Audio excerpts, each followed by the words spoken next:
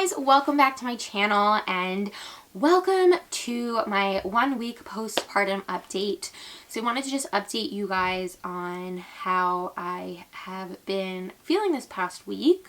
Today is March 7th. It is 1 week ago today that I gave birth to Hugo, my little baby boy, and today's actually, funny enough, also his due date. So today was the day I was supposed to, well, not supposed to give birth to him because like he can come whenever he wants, but like today was my 40-week mark. I have been healing from some pretty deep and terrible tears, which sort of is the reason why this past week has probably been one of, if not the most difficult week of my life, by far. So yeah, let's talk about this past week. So I gave birth last Wednesday. I had an epidural, didn't really work. I ended up giving birth vaginally, but I had a 4th degree tear. I also had an episiotomy. I don't know if those two things are like separate from one another. She cut me slightly just to like help aid the baby's head coming through, but I ended up tearing just completely front to back, so had to get lots and lots of stitches, and that was really painful and really difficult. So I was in the hospital. Baby Hugo and I and Jeff, my husband, were in the hospital for about 3 days. We were in the hospital obviously Wednesday into Thursday and then Thursday into Friday. Oh, so that's only 2 days. We were in the hospital for 2 days. I was in the hospital for 2 days because I was admitted the day before I gave birth. So yeah, we were in the hospital until that Friday, and I took some notes. I should probably look at them so I'm not just like all over the place. Postpartum update. Right. Okay. So it's been a struggle taking care of myself, on top of taking care of the baby. Taking care of Hugo has actually, I don't want to say it's been easy, but it's been very instinctual, and it's been my pleasure, right? Because I love him and he's so cute, and like this is exactly what I wanted, right? To be like a mom and to take care of him, not a problem. I didn't anticipate having to take care of myself on top of taking care of him, and that's been the hardest part, is finding the time and the energy to also take care of what's happening with me and my body. My husband's been so wonderful. My family's been so wonderful and so supportive, and so I think it's really helped just having those extra hands around. I just think it would be impossible without it. So again, I have stitches front to back, lots and lots of stitches, and that has been a lot to maintain and to take care of. I'm gonna do a whole like postpartum or like episiotomy essentials video. So if you find yourself after having given birth with an episiotomy, or if you just want to sort of prepare yourself with some postpartum essentials, they gave me so many products that have helped tremendously and have been such a huge part of how I've been taking care of myself. But and I'll do a whole separate video on that and like show you the actual products, but I've been using just like a lot of, obviously like a lot of pads. Oh my gosh, so many pads. And then a lot of witch hazel. Witch hazel is supposed to help help soothe the sore area. So I've been doing the whole like padsicle thing where you freeze pads soaked in witch hazel and then put them in your underwear. That's been super helpful. They also gave me Dermaplast, which is like a numbing spray. That has been really great. Tux pads have been really helpful as well. They are witch hazel pads as well. And taking Tylenol. Also gave me a stool sampler, which again is like TMI and kind of gross. But when you have an episiotomy and you have a tear that goes all the way from your front to your back, there are stitches everywhere, and you just have to make sure that you still have your bowel movements so that you don't like get constipated and obviously like create more issues for yourself. But you things need to move well so that you don't bust any of your stitches. So they gave me that, and I've been taking that. So for the past week, in terms of like what I've been taking Tylenol, 2 Tylenol extra strength every like sort of 6 to 8 hours depending on how I feel. I've been taking the stool sampler. I always want to say stool sampler, that's so gross. Stool softener 2 times a day, in the morning and night.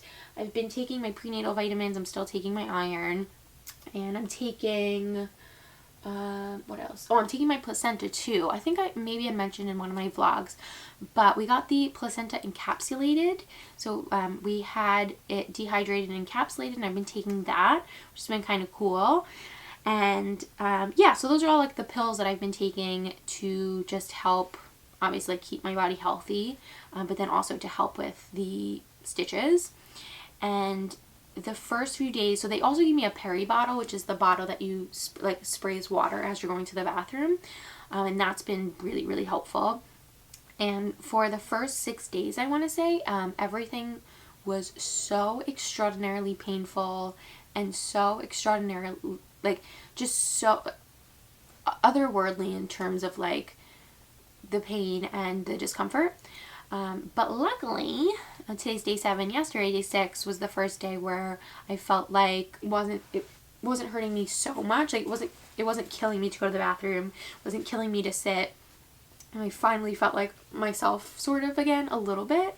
And today, day 7, definitely feeling a little bit better. So I finally feel like I'm healing and that like things are moving in the positive direction, because it's so easy to feel like you're never going to feel the same, you know, like that things are going to hurt forever. But I'm definitely starting to feel a little bit better. But with an episiotomy, like with a 4th degree tear, which is what I had, it could take anywhere from about 6 to 8 weeks to heal completely.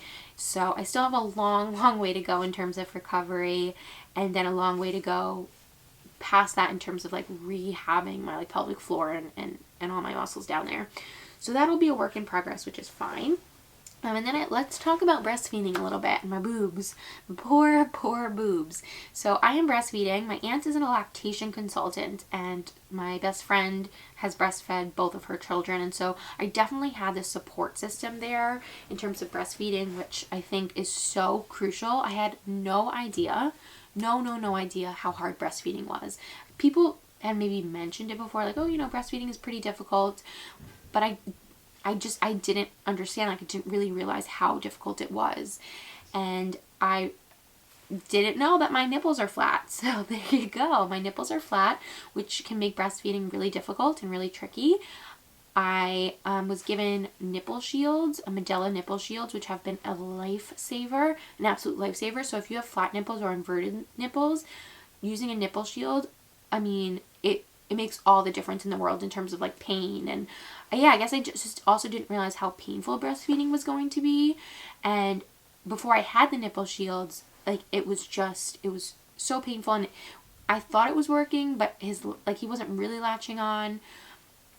But again, like having my aunt be there, like really helping me and coaching me through it, and then getting me the nipple shields was so invaluable. Like she was so incredibly helpful. So eventually we were able to get him to really latch on. However, before we had the nipple shields, he was only really able to latch onto my right boob. He wasn't really able to latch onto my left. So I had him on my right boob for like the first, like maybe day and a half. And him constantly being on my right boob eventually caused my nipple to crack. And cracked, sore nipples are no joke. So since then, I've been sort of nursing a really cracked, sore right nipple. And today has been sort of like the first day where I've started to feed him off this side with a nipple shield, and it's felt okay. Up until this point, I've been just pumping on my right side because pumping doesn't bother it. But yeah, that's what happened. Like I was feeding him a lot on my right side, this side, before the nipple shield. Then when I got the nipple shield, I was able to feed him on my left side, and then that was when my right side just like cracked and was like totally like out of the game, which sort of like worked out fine timing wise. And then yeah, pumping both sides, then predominantly just pumping my right side. And luckily, thank goodness, my milk came in about 3 days after he was born. I would say 2.5, 3 days after he was born, my milk supply came in. And that was just really, really lucky, because I was so nervous that my milk wasn't going to come in. And like, these are just like the mind games that sort of happened during postpartum that, again, like I didn't know. I didn't know because I'd never been through this experience before, and just had no idea that, like, you know, on top of just trying to like take care of yourself and sustain this new life, you're now all of a sudden worried, like, you know, my colostrum has come in, which is the fluid that you get before your milk, but is my milk going to come in, and like, when's it going to come in? And so luckily my milk came in. He's been feeding really, really well, and I talked about this in my baby update video, my 1 week baby update video. If you haven't seen that, I'll link it above and down below. But he's doing really, really well in terms of weight gain and feeding and stuff. And so that makes me super happy. And then let's talk about my swelling, because I really, like you guys know, throughout my pregnancy, I was super, super swollen. My feet, my ankles, everything.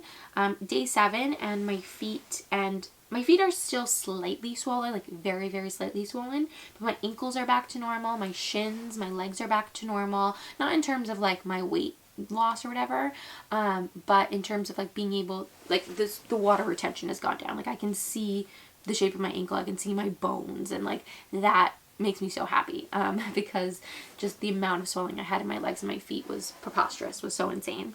So yeah, it lingered, the swelling in my feet have lingered, but it's definitely not as bad, and I suspect that it will be like totally gone within the next few days, which makes me super happy. And then the swelling in my face, you'll have seen that my face got so insanely swollen after labor and delivery, like crazy swollen, and that went down by day 3. So my face was still swollen the day after he was born, it was still swollen the next day, and by the 3rd day it was down considerably, which was great. And then just the last 2 things I wanted to touch on are my weight and my belly shot. So I actually haven't weighed myself since I left the hospital. Personally, honestly, I don't really care what I weigh. I know that I'll get down to my like pre-pregnancy weight or whatever. I just don't care. I don't care how much I weigh. I think with the swelling and like the loss of water weight and stuff, I probably weigh a lot less. I'll check and I'll let you guys know. I want to show you my belly, because throughout my pregnancy I was showing you guys belly shots, and so I think that it's a fun thing to record and to see in terms of like how I've changed. So I'll show you a belly shot. So this is my belly postpartum. Trying not to get my boobs in the shot. But yeah, this is 1 week out. And I did just weigh myself. I'm 150. So my last doctor's appointment I was 178, which means I lost 28 pounds. Jeff's filming and I'm trying to make sure that that's the correct amount mathematically. But yeah, here she is, 1 week out. And yeah, guys, that's it for my 1 week postpartum update. I think I might do a 2 week update and then do like every month, along with sort of Hugo's updates as well. But yeah, again, like it's definitely been the hardest week of my life in terms of recovery, and I just hope that like things continue to just progress in a very positive way. My body has sort of showed me through the past week that that's sort of the direction it's going, but I'm just fingers crossed that I keep healing, things keep going in the right direction, and yeah, my nipples callus up pretty quickly, because man oh man, is no fun. Breastfeeding is so difficult, and yeah, it's so tricky. And that's it, guys. Thank you guys so much for watching. As always, don't forget to subscribe, give this video a thumbs up, and I will talk to you in my next video. Bye!